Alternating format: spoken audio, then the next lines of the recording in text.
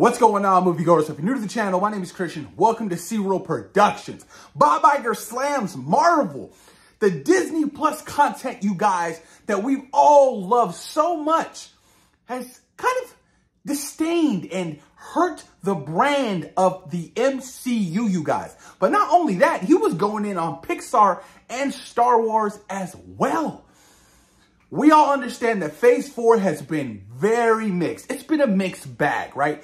A lot of fans aren't happy with some of the projects that Marvel has released during Phase 4. People are calling it Marvel's worst phase in the MCU. It felt like they were just rushing, pushing out so much content.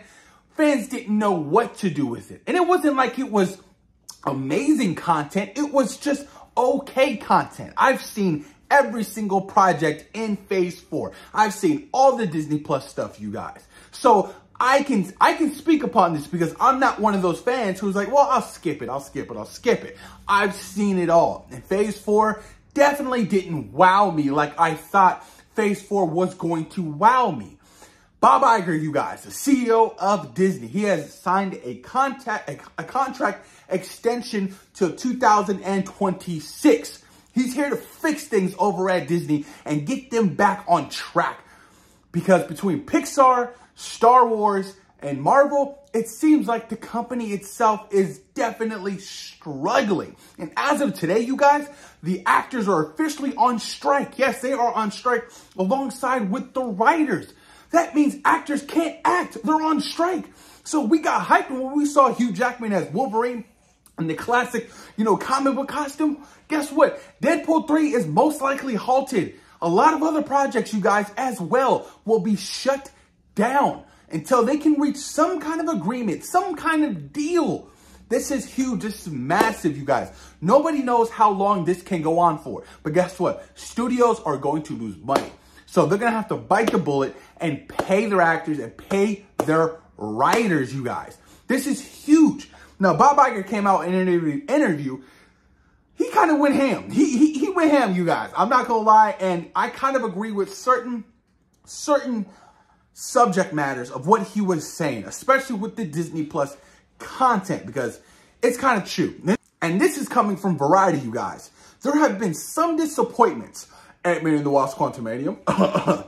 We would have liked some of our more recent releases to perform better, Iger said. It's reflective, not as a problem from the personnel perspective, but I think in our zeal to basically grow our content significantly to serve mostly our streaming offerings. We ended up taxing our people way beyond in terms of their time and focus, way beyond where they had been, you guys. Marvel's a great example of that, Iger added. They had not been in the television business at any significant level. Not only did they increase their movie output, but they ended up making a number of television series, and frankly, it diluted the focus and attention.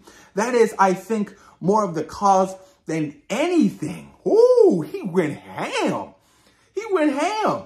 Disney CEO says that the company will be reducing content output for Marvel and Star Wars, saying that will spend less on those two divisions.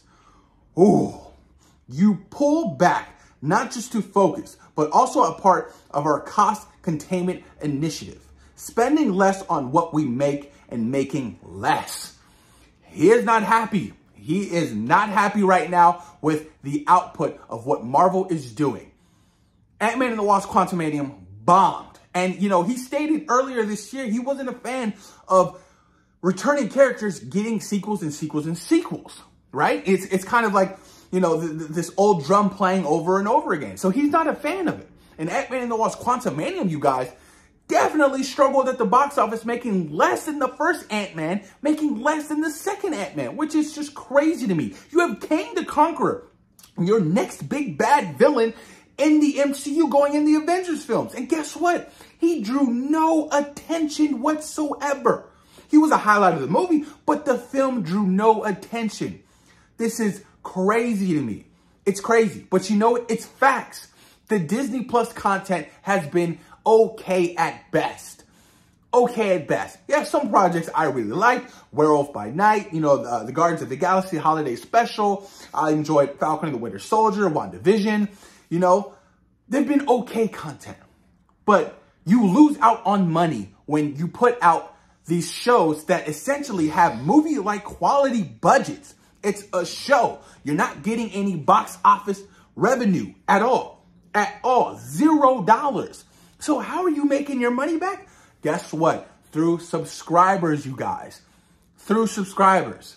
So if you're putting in $200 million for a show, that is beyond crazy to me. And I do think that some of these films and some of these studios need to dial back on how much they spend on these projects. Indiana Jones, the new film, should not have cost $300 million. It hasn't even crossed $300 million yet. $300 million it cost that film to make. And it's insane to me. The Flash is going to lose Warner Brothers $200 million. You got to date back to some of the earlier comic book films like Deadpool. Deadpool cost what, 58 million dollars, close to $60 million to make. And look at the huge box office success that it's had. It is a problem.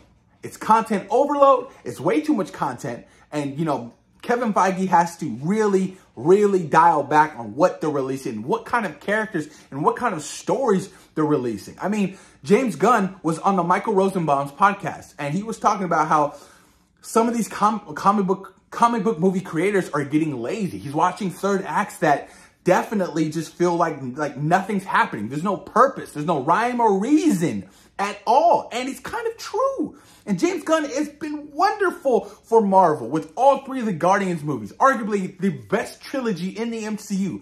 The Suicide Squad, Peacemaker. Now he's doing Superman Legacy. So he is a top tier creator when it comes to these comic book films and shows. He's amazing. So he's speaking facts. And if he's saying these kind of things, it's huge. And Kevin Feige would go to James Gunn to kind of read over some of these Marvel scripts in the earlier phases. That's why the first couple phases were bangers. 1, 2, and 3 were bangers, you guys.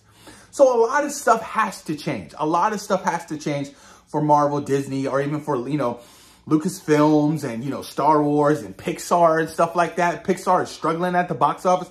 Apparently, Elemental is the highest grossing Pixar film since Frozen 2. They are struggling. And they were releasing a bunch of films on the Disney Plus format. But I get it, at the time we were in the pandemic. So they had to release these projects eventually, right? They had to bite the bullet. This is a cause for concern, you guys. Cause for concern. Quality over quantity. That's the facts. I'd rather have 2 Marvel movies a year and 1 Disney Plus show a year. And that is all. Beginning, middle, and end. I will never forget when they would drop WandaVision, Falcon and Winter Soldier, Hawkeye, What If, Black Widow, Shang-Chi. It was just content overload. And not every Marvel fan is going to watch certain characters who get their own spinoffs and things like that. That's just not the narrative anymore. So you really have to focus and dial in on what projects you really think that can potentially really thrive.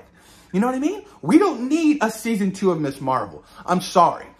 That was one of the lowest viewing Disney Plus Marvel shows of all time. And I'm not hating on it. I enjoyed Miss Marvel. It was okay. You know what I mean? I watched all the episodes and I'm not hating on it. I'm not, you guys. I'm not. Come on, the con was cool, dope. Hopefully she's better in, you know, the Marvels.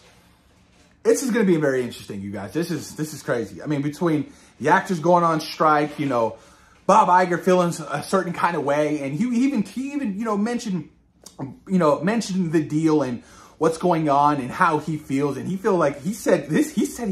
was disturbing how much, you know, the writers were asking for. I was like, what?